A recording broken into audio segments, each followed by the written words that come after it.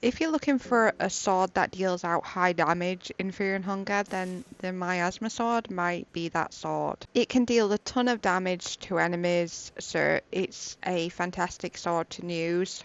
There's one downside though. If you equipped it to certain characters and their mind is at the lower end, at certain points in the game, they will suddenly go crazy and kill all of your other team members. So be very careful with who you decide to equip it to, or rather just have high enough mind all the time.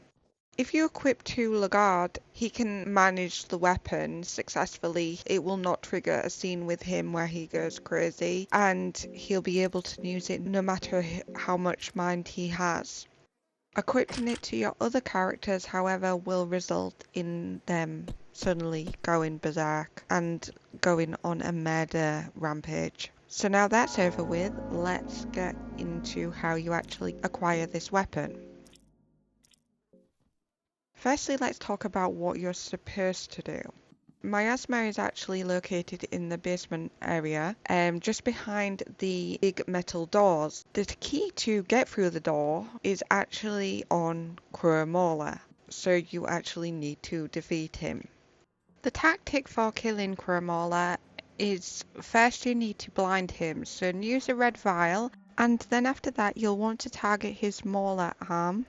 Once you've dealt with that, go for his other arm, and then really it's just about taking him down, so either go for his torso or head. You'll have more success at killing him if your party has good enough gear equipped and you have a full party. Also, if you're wearing the penance armor, that will protect you from Peck, which can cause instant death, but he's a tough boss, so just be careful either way. Once you've done that, you can loot his body and pick up the key, and then go ahead and open the big metal doors. Now, the second option you have is just dealing enough damage to the door itself, but that would require you to have high enough damage and high enough equipment to do so. But it definitely is possible to take down the door by brute force if you wish. The third thing you can do is if you have Lagarde in your team, he will already have the ability leg sweep. And because the developer, for whatever reason, he put the doors in the game under legs in the code. So if you use leg sweep on it, you can effectively just destroy the door and take it out that way. If you don't have Lagarde in your team, you can just learn leg sweep, of course, so that's another option.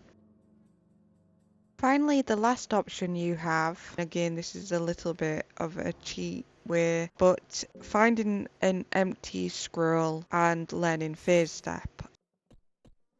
I don't personally use it myself because I find that way, yeah, it's kind of more like you're cheating in the game. Yes, technically if you use leg sweep it still is kind of cheating, but I find using phase step is going that extra level further. But you can use an empty scroll, learn phase step, and then use it to get through the door. So if you don't know phase step, it's an ability that makes you jump tiles ahead, so you can teleport through walls even, or anything.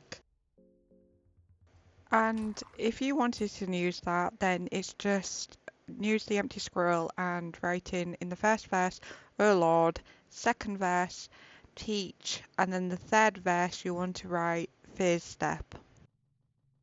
Anyway, it is kind of a cheat, but I thought I'd probably just mention it as well.